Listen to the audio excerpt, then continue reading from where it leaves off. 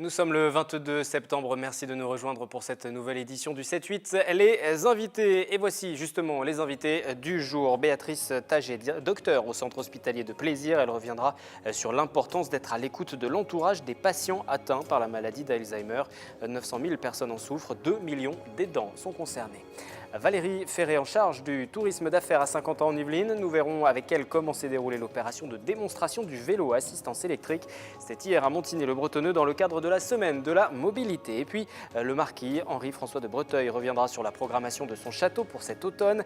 Dès ce week-end, les visiteurs découvriront un spectacle d'escrime artistique. Nous ferons également avec lui un point sur la fréquentation des derniers mois. Nous commençons par une problématique de santé. Il n'existe toujours pas de traitement qui permette d'en guérir ou d'en modifier efficacement. L'évolution Alzheimer touche près d'1 million de personnes en France. Pour l'entourage, pour les aidants, de nombreuses incertitudes et également d'inquiétudes au quotidien. À l'occasion, hier, mercredi, de la journée mondiale consacrée à cette maladie, les spécialistes sont intervenus pour informer et soutenir également les aidants. Écoutez donc le docteur Béatrice Taget, psychiatre pour les consultations mémoire de l'hôpital de jour à Plaisir. C'est au micro de Corinne Fallin. Cette journée, l'intérêt, c'est de parler des aidants, les aidants familiaux en particulier. Donc c'est une population en fait qui est très sensible et très vulnérable. Et c'est grâce aux aidants familiaux que les patients peuvent rester le plus longtemps possible chez eux.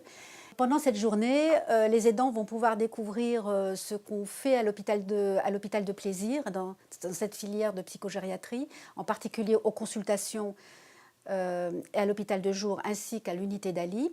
La consultation mémoire est un moment également où on prend en compte, où on écoute l'aidant et où on recherche les facteurs d'épuisement de l'aidant pour pouvoir après trouver des solutions adaptées.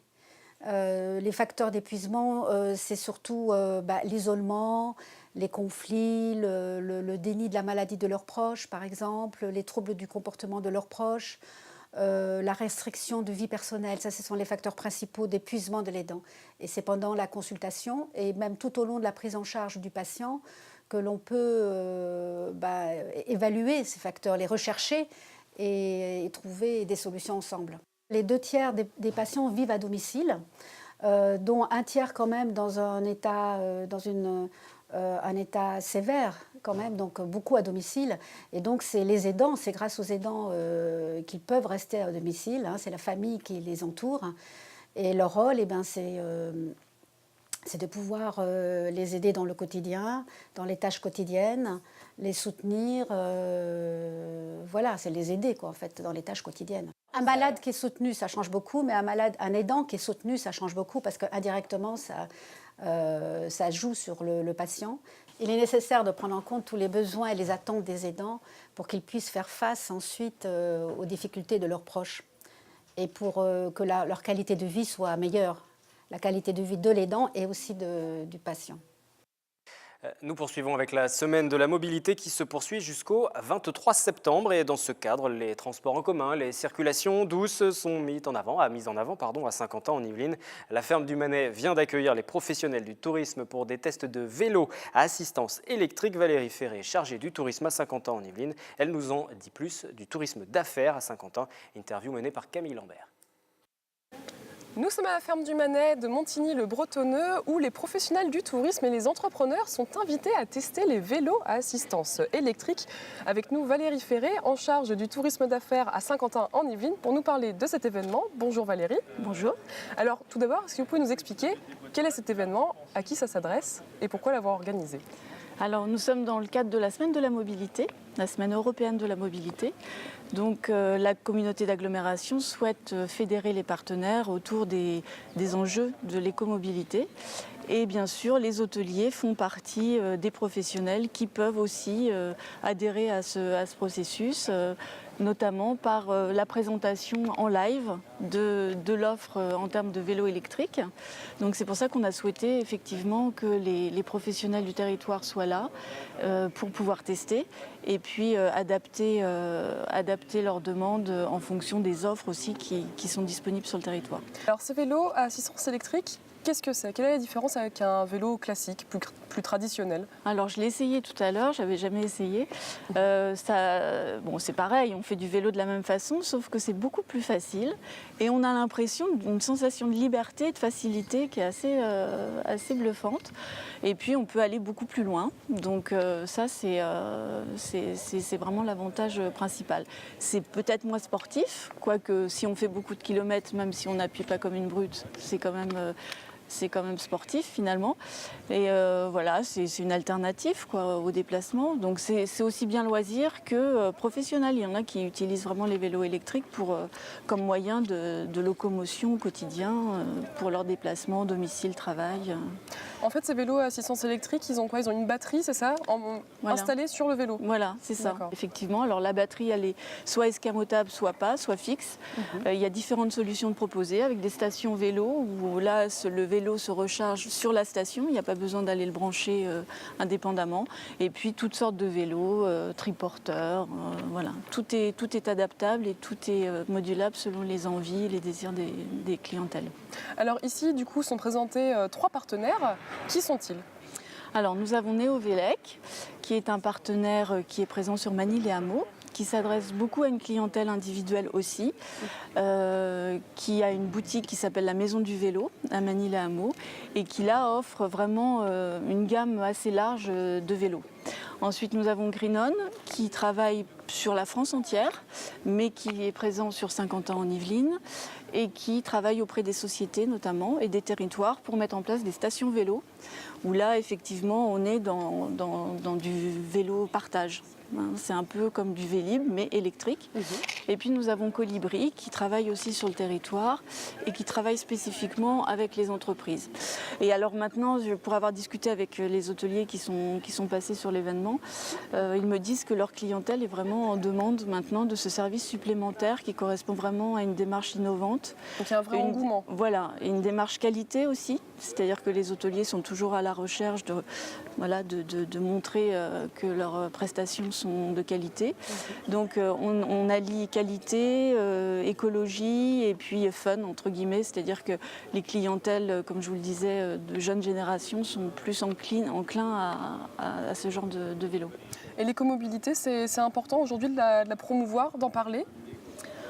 Ça me paraît indispensable, c'est un enjeu environnemental de base, donc oui, je regrette même qu'on n'en soit que là.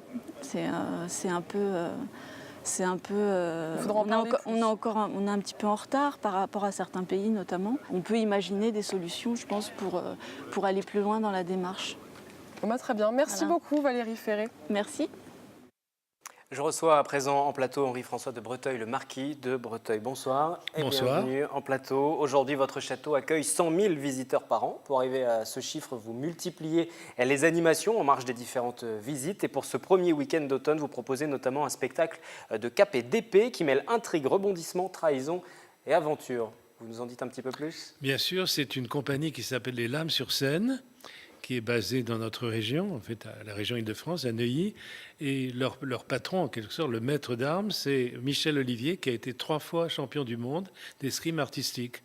Alors, il s'agit donc d'avoir des duels, mais d'inclure ces duels dans une sorte de théâtre, en quelque sorte, des scènes des 3 mousquetaires qu'on va reproduire justement en créant les duels au moment où il y a des duels dans le roman de Dumas.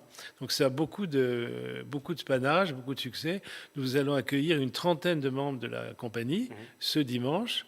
Et l'après-midi, ce sera le concert. Le matin, ils feront des exercices et tout. Et toute l'après-midi, il y aura ce spectacle à partir de 3h30. C'est important pour vous qu'il y ait ces moments de scène vivante pour le public qui vient visiter le château? C'est essentiel. Je crois qu'un château, il faut qu'il se passe toujours quelque chose, comme on le dit pour d'autres endroits. Et c'est une manière de faire revenir le public. On a un public qui est un public de famille, parents et enfants. Essentiellement, c'est le cas. Sur les 100 000 visiteurs qui viennent, il y a beaucoup d'enfants aussi des écoles qui viennent en semaine, beaucoup de scolaires. Mais il faut donner plus. Et puis, au fond, je dirais, il faut que la réalité rejoigne la fiction. C'est-à-dire, les mousquetaires, ils ont été à Breteuil. Breteuil est un château d'époque Louis XIII. Ils y sont venus. Pas ceux-là, mais d'autres. Et au fond, on a eu des aïeux qui ont été mousquetaires du roi. Donc, retrouver les mousquetaires en chair et en os, je trouve que c'est bien. C'est une sorte de manière d'évoquer l'histoire de manière très vivante. Sur les prochains mois, vous mettez aussi à l'honneur les contes. C'est une opération qui a débuté il y a déjà lors des précédentes saisons, et à chaque saison, une série de contes. Oui, alors à chaque saison, une série différente. Cette année, pour l'automne, tous les dimanches, du 9, du 16 et du 23, nous aurons les contes du goût qui accompagneront les contes de Perrault. Il y a toujours au moins un conte de Perrault ou deux contes de Perrault et un conte spécialisé dans la période. Donc là, comme c'est la grande semaine du goût qui arrive, on aura le 9, le 16 et le 23 les contes du goût. Et puis le 2, nous aurons du théâtre autour des contes avec la compagnie du Crâne, animée par Christophe Leray.